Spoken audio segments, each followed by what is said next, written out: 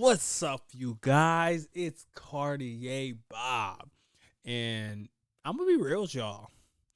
We're supposed to be an episode today, but um,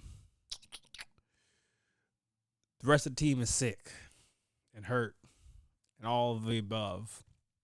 But we got the backseat critics in the back.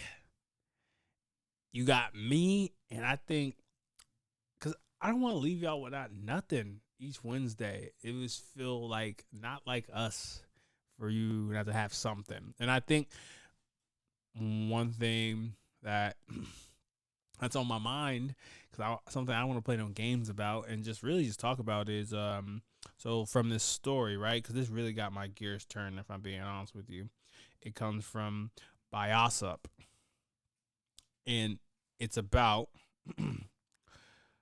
Papoose and Remy Ma. Have y'all ever heard of Papoose and Remy Ma? Oh, thank you, critics. Thank you. But, we have a successful couple, and recently, allegedly, it's come out that Remy Ma has cheated on and had an affair with someone she works with, and that person's name is the block captain, easy captain, whatever his name is. So this is all like in battle rap. So this is in New York. So the reason why I kind of want to bring it up is, so Remy Ma, a talented, phenomenal rapper, get this, she shoots a person and she goes to jail. And this guy named Papoose, who's a famous battle rapper, and she goes to jail for 10 plus years. Fact dragging, you can get me on that or something like that. She goes to jail, right?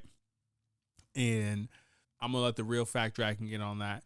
And then she gets out of jail, and literally he stayed faithful that entire time. So they're in the eye of the public. They're like couples goals. There are the black couple that you want to be around and be about. And then as they try to expand and grow, Remy Ma allegedly has stepped out on her partner, Papoose. Sad music. So the reason why I feel like this story is very interesting and intriguing is I don't think we kind of like really hear the response.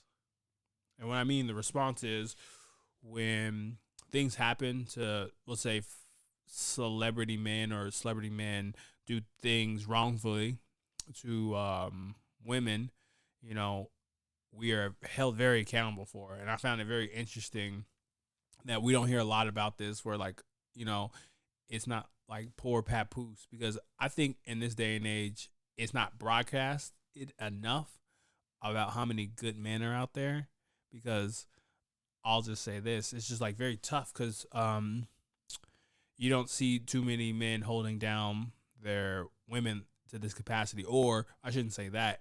That's not that. It's just not broadcasted, or it's almost kind of like when you hear the news today, right? Get this. How often do you hear the news and there's like good things? It's always this is going on, that's going on, and I think the more crazier thing about it is, it's unfortunate that this guy has to go through something like this, because I don't think it should have to be like this. And I guess the reason why I kind of like bring into that celebrity relationship is like everyone always says like, why these podcasts and all these places always talk about these relationships, they're gossiping, things like that.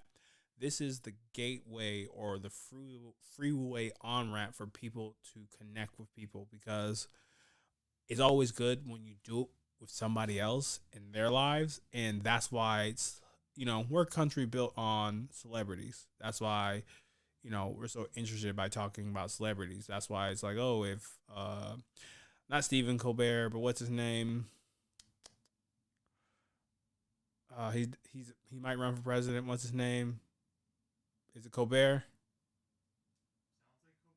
Sounds like Colbert.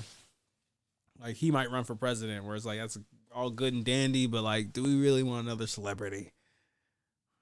But I digress. That's a conversation for another different day, because we're talking about literally a sickness that is in our culture, and that is people are allergic to what the real meaning and sacrifice of a relationship is. So it's almost kind of like I think people take that for granted. And what I mean take that for granted is it's very easy to take for granted someone who held you down when you were not your best. And the reason why I don't want to get too much into like the Remy Ma Papoose thing, because if you like look at someone like the facts with it, like the guy who's easy the block captain, right? He's even talking about how he really doesn't even care about this woman, and it's just more about how he can advance his career. And I think we've gotten to the point of in relationships where it's like things that make me happy, and I think we contort and confuse it between things that are good for us rather than temporary relief, and that temporary relief can have been fixed by the conversation. I wonder what would have happened if she would have told him all the things that were making her unhappy. You never know. He could have been down with it, but I don't think he was thinking like a third. But I want to applaud people like Papoose because it's so easy to go low, and he's been an outstanding gentleman when it comes to this. But that leads us to a larger issue. And that larger issue is why do we devalue the importance of relationships? Where do you think it all started in our culture? I think I know, but I think that might be a conversation for a different day. Y'all ain't ready for that hot take where I think why relationships are the way they are right now. Nah, I think I'm gonna do it. I'm gonna do it to y'all. Do y'all want the unfiltered Cartier Bob? Unfiltered villain edition. Villain powers. The reason why relationships are out there today is because people have lost what a union is about and what a relationship that is about. It's not just romantic, where it's like people are so selfish where they'll rather take care of themselves, and it's almost kind of like the mindset of like I want to do something as big as for the group, right? Meaning you'll rather self-preserve yourself rather than taking care of the collective. Now, the reason how we've gotten there is from our parents, right? Some of our parents have been hurt so much, we pass on that hurt to our children, meaning I call this the overcorrection effect. So, and what I say about the overcorrection effect is just think of how many young men muster up the courage to go talk to that girl across the room. And he's like, hey, girl, my name is Andrew. Call me AC because I keep it cool with you. I saw you from across the room. Yakety yak yak yak. Let me get that number. And then she's like,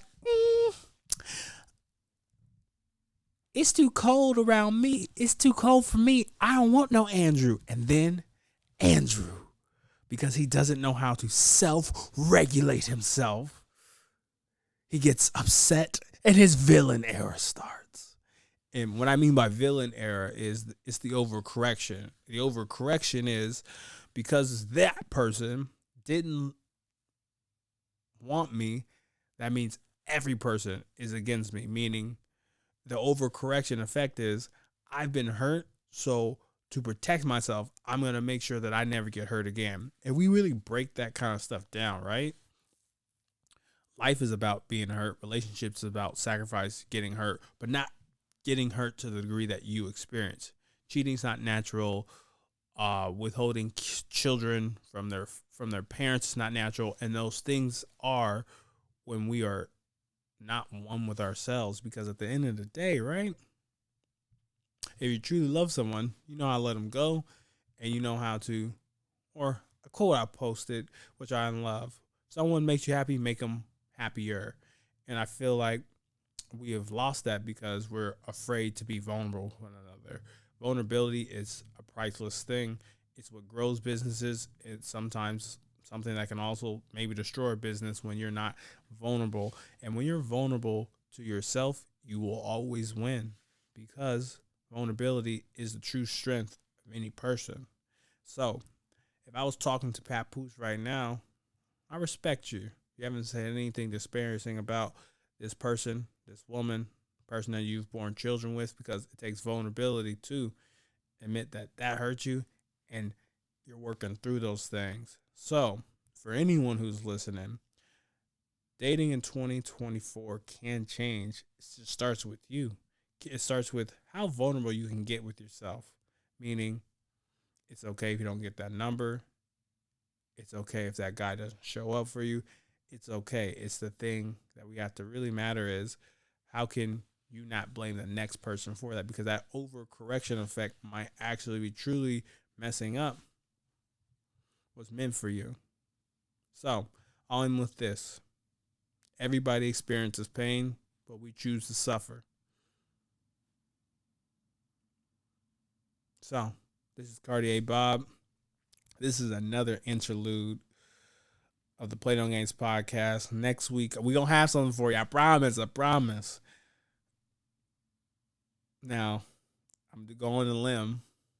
I've been talking a little bit, getting more comfortable in front of this Camreezy with you. Let me know how I did. Please, do you agree with me, not agree with me? I'm going to take some feedback. Critics, what are y'all thoughts? Y'all agree with me, disagree with me before we get out of here?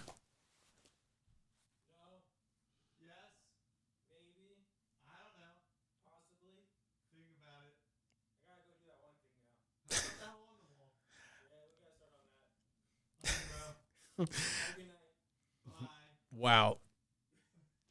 This has just been me sharing my thoughts with you, and hopefully this is a video to get you to just be thinking differently about how you should be interacting, not just with dating, with yourself, because sometimes it's the fear. Sometimes the fear, we're afraid of what we can become because what we can become is more powerful than we've even imagined. So if you like my jacket, Powerline says you gotta stand out